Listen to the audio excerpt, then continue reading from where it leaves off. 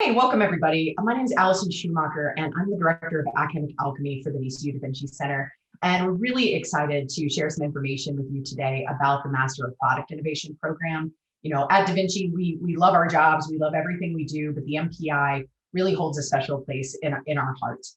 So we also are excited to welcome one of our alumni, Nabeel, in for an interview today to hear about his adventures and his experience in the program. And just, it's one of the best ways to really, for you to hear about our programs is from people who actually went through them. They are truly our best ambassadors. I'm also joined here by Mary Chris Escobar, our Assistant Director for Academic Programs. And we'll let them introduce themselves, and then I'll continue through an interview with Nabeel, ask him some questions. So Mary Chris, you want to introduce yourself? Sure, yes, welcome. We're so glad that you're here or listening to this recording. And one of my roles at Da Vinci that is my favorite is that I get to work with students all the way from this point, so their interest in the program all the way through graduation. And so really excited to work with our MPI students kind of throughout their journey. It was great to just catch up with Nabeel and say it felt like just yesterday he was just reaching out to say, I'm interested, tell me more. So I'm really glad you're here and excited to share some about our program tonight. Excellent. Nabeel? Yeah, thank you. Thank you for having me. So good to see you guys. But Nabeel Barqawi, I'm a 2020 alumni of the Da Vinci Center. Probably most impactful experience I've had. So really excited to kind of share with you guys my perspective and journey, and hopefully it helps you think about your journey. Excellent, excellent. Yeah, and two, just for the audience, our executive director may be joining us soon. We've learned that from working from home, you have in-person appointments. Sometimes they're unpredictable. I think we forgot that over the last year, but we remember today. So he might join us in a few minutes. So Nabeel, so good to see you. Really excited to see your face. It has been a while since well, not since you graduated from the program, but since we've been able to have a reconnection. So I just have some general questions, and feel free to elaborate. And this is very conversational. So you just mentioned that this is one of the most impactful experiences that you've been through. So can you talk about the MPI and that impact, and you know where you are in your career? Yeah, absolutely. So I still remember thinking about continuing my education after I had graduated. I had landed a brand management role with Altria. And although I was learning so much in the first year as being part of the company, I wanted something more. I was new to the Richmond community, new to the workforce, felt like I still am figuring out what I wanted to do. I still don't know what I want to do, but part of it was, finding the Da Vinci Center in Richmond has been amazing because it's allowed me to bridge where I was from working at Altria, thinking about what is the best path forward in terms of the direction I want to head with my career. So I would say it's been a pretty impactful experience because it's allowed me, one, to expose myself to so many different things. Love that the program combines engineering principles, business principles, and design principles. It really helped me step out of my comfort zone with being a business-oriented individual and trying to understand what more is out there. But most importantly, hone in on what my approach to work and signature is, and what am I comfortable with bringing to the work that I do.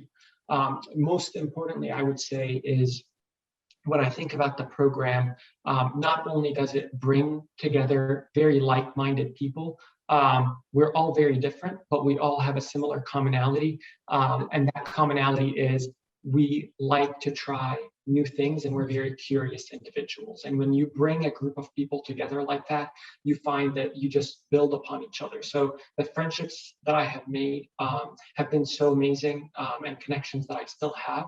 But more importantly, when I think about the impact that the program has had on me, it's really changed my perspective in terms of the way that I approach the work. And that's allowed me to rethink where I want to go with my career. Yeah, so I don't know if I could have taken away more from the program, but that's really to answer your first question. Excellent, thank you. So your work with Altria, you were working and going through the program at the same time. So I'm going to throw you a curveball and just interject a question you didn't know about. So did you find, how was that experience? So I know it can be stressful to go full time in a graduate program and also work at the same time, but did you find a balance or anything where you might have been applying the skills that you were learning in the program as you were working? Yeah, so it was not easy to have to do a full-time job and be a part of the program, but it was very rewarding because of that point. The things that I was learning had an immediate impact. And I'd say one of the biggest impacts is thinking about the way that I approach the work. So part of what I loved about the Da Vinci program is it allows you to get exposure to different tools, as well as different strategies to approach a problem that may have been approached in a very traditional form. And what you see in corporate America and in large companies is you have a problem or a project, you get people on a call and you try and talk about it. Usually that doesn't end up anywhere, and then one person's perspective is only considered, and the project is very narrow in scope. What I implement on a daily basis from the program is really the design thinking principles, the agile methodologies to approach the work and create a more inclusive and diverse work environment. So I would say not only, the biggest thing I would say that I was able to apply is reimagining what my leadership style is. And really that leadership style is being able to foster such an impactful work experience for the people around me and myself in order to realize that I can't solve something on my own, but if I create the right environment, it enables all of us to approach and solve everything at hand from a very easy and a strategic way. So I'll give you an example of that. So one of the things that I've been doing since I was a part of the program is these innovation workshops at work, where I use a tool that I learned about from Da Vinci, which is called Miro. And then instead of using Teams, I pulled up this board. I had different exercises on it. The first exercises was hopes and fears. So we looked at the problem and we're like, okay, what is our hopes and fears when we think about this project? We spent 15 minutes on there. Everyone was included. They all felt like they had a voice in it, and people that generally didn't speak up spoke up. And then we moved on to the next exercise. Well, after hopes and fears, let's think about a stakeholder map and how this project is going to impact all these different individuals. You get everyone's thought, and then you move on to the next exercise. And that approach to doing work in a different manner is really what the post-millennial generation, in my perspective, is looking for and what's allowing us to thrive.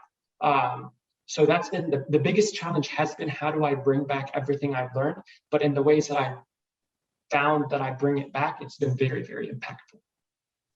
That's incredible. You gave me goosebumps talking about the leadership and those kinds of things. That was just a wonderful answer. Thank you for the example. That's great. So in that, you are creating a culture, right? You are using leadership and these innovation tools and those kinds of things to make your environment more inclusive, make your establish your culture and create kind of a different mood or approach, right? Than maybe we might see in traditional corporate America. So can you talk a little bit about the culture of the program that you experienced here? And well, you've already talked about influencing that, but I'd love for you to share your perspective on the culture that you experienced while you were in the MPI program.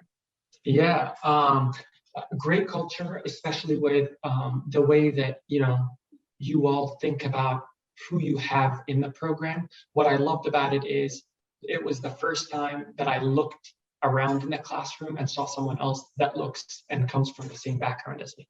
I'm Middle Eastern descent and was able to have one of my best friends now, Rafa from Tunisia. And I have never in my 12 years of living in the US been a part of the program where I felt like I looked around and saw someone that looked like me. So that was really important for me because what the culture emphasizes is that you all are willing to look beyond test scores. You are willing to look beyond what's written on paper, and you're willing to look at individual for who they are and what their unique abilities and creative talents that they can bring to the table is.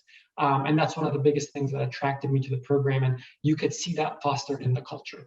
Now, with that, an important component of it is there is a spectrum of individuals that are in the program, and the spectrum is some people are in the program because they have an end goal in mind of wanting to start a business. Some people have a goal of wanting to just learn more and excel in their corporate career. And some people honestly just want a degree.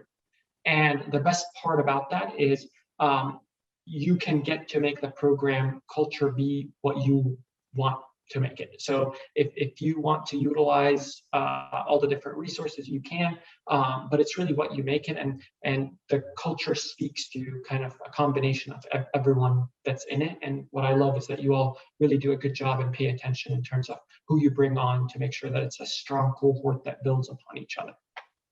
Excellent. Well, if we're going to teach human-centered design and empathy-based design through design thinking, we should probably practice what we preach.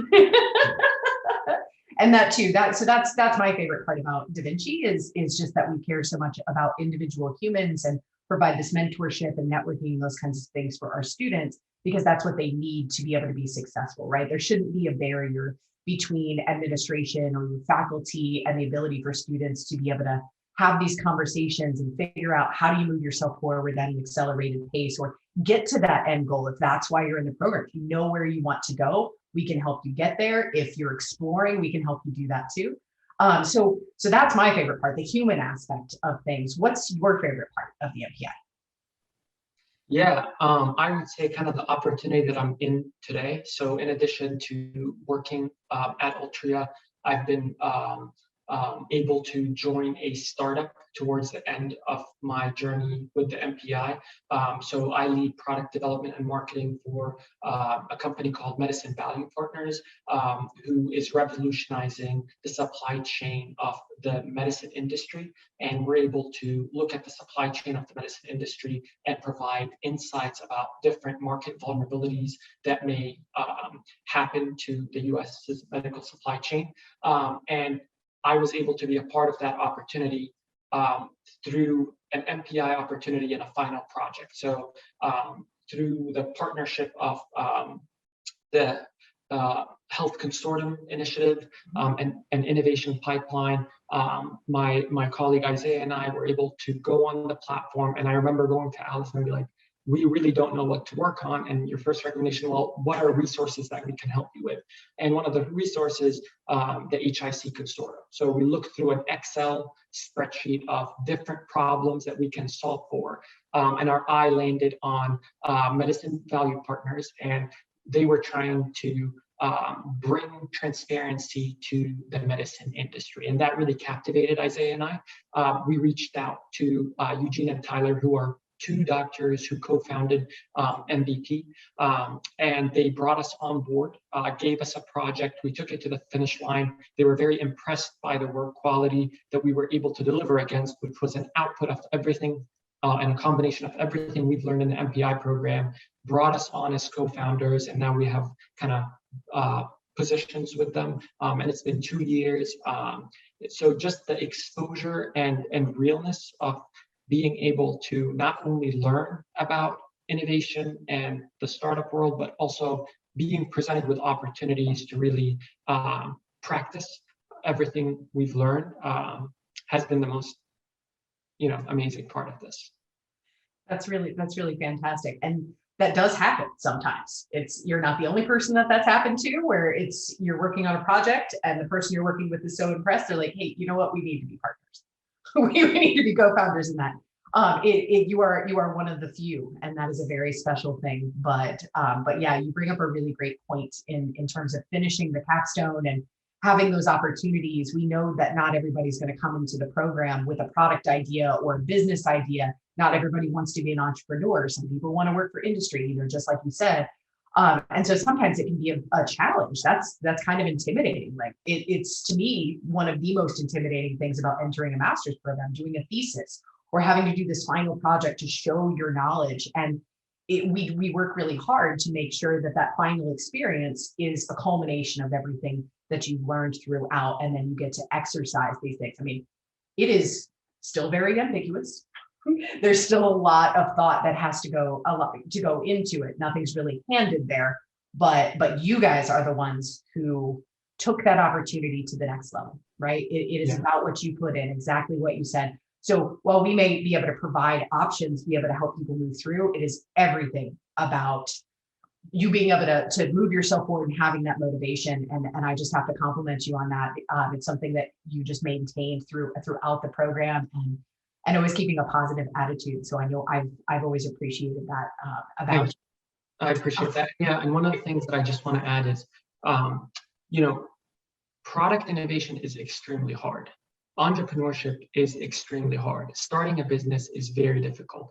It sounds really good to say you own a business. It sounds really good to feel like you have your own thing out there, and have constant income. But the amount of work that it takes to get to a point like that is very, very difficult. And I would say a lot of people that I have met throughout just the ecosystem of startups and innovations underestimate how much it really takes, and don't realize that, you may go through the program and realize that starting your own business or product innovation is not for you. And that's okay, because that's part of it. But just don't underestimate how much it takes. I mean, I would honestly compare it to going to medical school or any of these things that may sound prestigious, but it is a very laborious and time-consuming process that you might not be a part of. So it's just something important for you to evaluate and truly understand what it takes to be able to run a business. Well, in your opinion, is it worth it?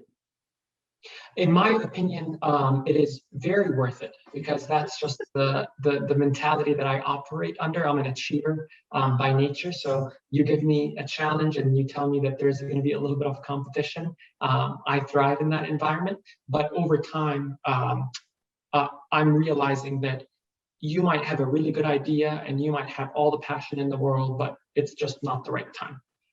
So there's just so many different factors that have to be evaluated. Yeah, excellent. Is there anything else that you would like to add? Or Julian, if you have any questions, feel free to ask if you like. Or Mary Chris, if you have a question too that you came up with, please jump on in. I mean, I can ask a question. Yeah, thank you, Julian. During your time in the program, were there any moments that were especially difficult for you?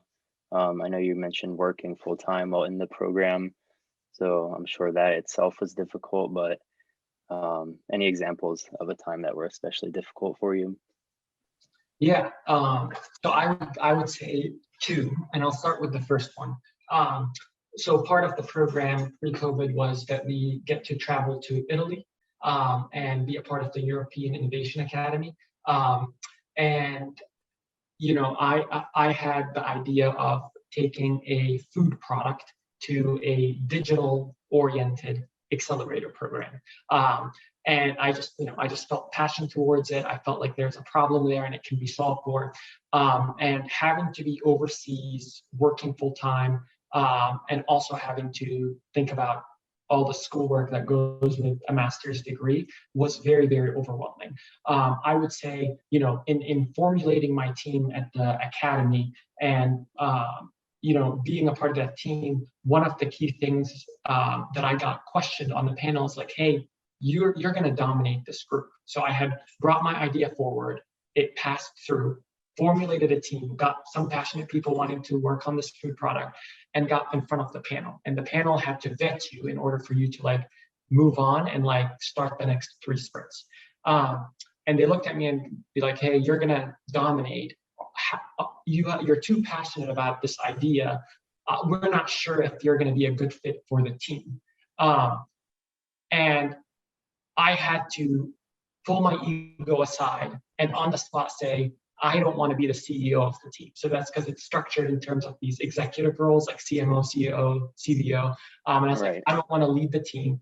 I'm gonna be the CDO, this Chief Design Officer. And that was very hard because I had to prioritize a learning experience over an end result of where I wanted this business to go. I wanted to win. I wanted to be a part of the top 10, and I wanted to lead Zatar and prove to everybody that a food product can succeed in a digital accelerator. But I had to make that decision really quickly and put my ego down and say, you know what, I'm just going to be a contributor. And if it doesn't go according to my plan, it doesn't have to. So that was just a lesson for me to be able to understand that I need to be flexible in being able to play different roles contingent on the environment that I'm in. And sometimes my expectations are not gonna come through, and I just have to be very flexible for that. And then the second idea is constant. I got a lot of my ideas shut down, right? Like I would talk to Garrett about something, I'd talk to Allison about something, and I would just I would not get the response back that I wanted to hear, right? And that is just very difficult because it made me realize how attached we are to our own ideas. And you really have to develop your sense of awareness and emotional intelligence to realize where your personal perspective is coming in versus what actually the market and the environment that you're in and what you're trying to launch are trying to tell you are the two big things. Okay, awesome. I appreciate it. I do need to point out that they still made it to the top 10. They still won, Oh, even though he took the back seat. He Yeah. did not dominate his team, but in his participation and uniting of his team around this, they still made it to the top 10 with a food product in a place that was focused on digital products. Yeah. Wow. What was the product? Yeah, so it's a Middle Eastern spice called Zatar, and I was hoping to make it the next Mediterranean seasonal spice for your fast casual and Greek casual Mediterranean restaurants. So I was trying to make it be the Greek yogurt of the season and more. Okay, awesome. And very persistent. He even had bartenders making drinks with it in Italy. It just came with him wherever he went. Oh, wow. I'm sure it was good. Yeah. Any other questions, Julian? I'm sure I'll think of more along the way. That was my first one there. No problem. Well, let's let Garrett introduce himself. We're welcoming Garrett Westlake, our executive director. Coming in here, Garrett, would you like to introduce yourself? And if you have any questions for Nabeel, please join in. Nabeel, good to see you, man. Sorry, I'm running late. Julian, good to see you too. I've had a chance to spend time with you too, Julian. But for our recorded audience, Garrett, who you are? Oh, Garrett Westlake, executive director of the Da Vinci Center. Thank you so much. We've gone through the questions that you're aware of, Garrett. Is there anything that you would like our audience to hear about Nabeel's experience in the program, or hear his perspective on anything specific? So I know you guys have already talked about the new retail lab, but I'm curious to hear from you. Haven't? Oh, nope. Cool. All right, so Nabeel, I think you're aware, but I'll give you a quick update. I owe one to the alumni, and I should send out the video to all the alumni as well. We are weeks away from opening a 2,700 square foot retail lab at the corner of Ryland and Broad, right across from the Siegel Center. Unbelievable $1 million facility that students can have the ability to sell their product directly to the public and maintain 100% of the proceeds, and use it as their own classroom for customer discovery, user feedback, all the things that we teach. As we move forward with this, having been through the program, if you had it to do over again and you had this $1 million retail laboratory as your playground, what would you have been most excited to do in a facility like that? That's amazing. I want to say food tasting, but I want to stay away from that. But yeah, that's fantastic news, and it's so nice to see the momentum behind the Da Vinci Center year over year. From talking to past cohorts and to present ones. Every year there is momentum, change, evolution, and it's so nice to see that we're at a point where we're ready to test the ideas in market immediately of students. I think the beautiful part about that, and what I wish I was able to have access to, $1 million facility that puts me in direct connection with real consumers, people that are right there, and it's like a true interaction. One of the hardest things is not curating an environment for research, and I think what this is going to allow the Da Vinci students to do is really understand the perspective of others without bias. So I think that's really impactful, and seeing products fail in the lab is going to be really important for people to learn about. Having different products that rotate, seeing people's true reactions to them is going to be a true testament to not only hypothetically learning about innovation and the process that goes behind it, but also learning about what happens when you really put this to the test. We had our corporate advisory board meeting this morning, and that was one of the things that emerged for them as well, was they don't get to test in the true retail environment, right? Like most of this is very staged. Like customers are not natural. And this opportunity that this will be a natural testing environment. It is a retail location. You can buy the product. And it's that idea that customers will come in open to the fact that they're there to buy something and also to give feedback to new and emerging products. And I think that will be a much more relaxed and authentic environment for feedback than some of the more forced, I forget, Allison, what were they talking about? Which group was it that has like the setup with like all the monitors and you're constantly being observed? Well, Pfizer Consumer Healthcare, now GSK Pfizer. Yeah, they have a in-house like home. So bedrooms and bathrooms and kitchens and things to help their users who are coming in for focus groups be more immersed in the environment. Yeah. Yeah, and what I love about that is just it allows you to shift your perspective from what people say versus what people do. And if you can focus on what people do, you'll be able to identify where the true problems really lie. Nabeel, I'm excited that.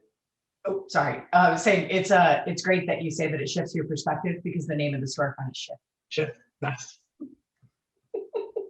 I mean, I think even things as simple as packaging are something we're really excited about. Does it sit on a shelf? Does it hang on a wire rack? How is it displayed? And getting to play with that week over week, right? Like, hey, for 2 weeks, we hung this by the cash register. For 2 weeks, we had this like in the front on a display cart. Like all of that testing is going to be able to be done in real time, and you will earn money doing it, right? I mean, not just like for kicks, but like, hey, I sold more when my product was by the cash register, like at checkout, not like over here. That's the primo spot for this particular product. So anyway, interesting. Excellent. That was my only question. Okay, that's great. Well, Nabeel, if there's anything else you would like to add, please do. But I think we can wrap up your interview and start getting into all the nitty-gritty details that potential students need to hear. Yeah, thanks. I'm just going to say thanks for having me. I just say from the time that you're thinking about the program till you apply till you're done is very fast. So really try and be present through it all, and realize that it's really what you make it. It's the attitude that you go into it with it, and the type of results that you want to be able to have for yourself will take you very far in the program. And stay in touch. So feel free to connect with me on LinkedIn or any social platform to learn more. But so good to see all the Da Vinci folks. So thanks again for having me. Yes. Thank you so much, Nabeel. It's so great to see you. Yeah, so great to see you. Thank you. Thank you. Good to see you.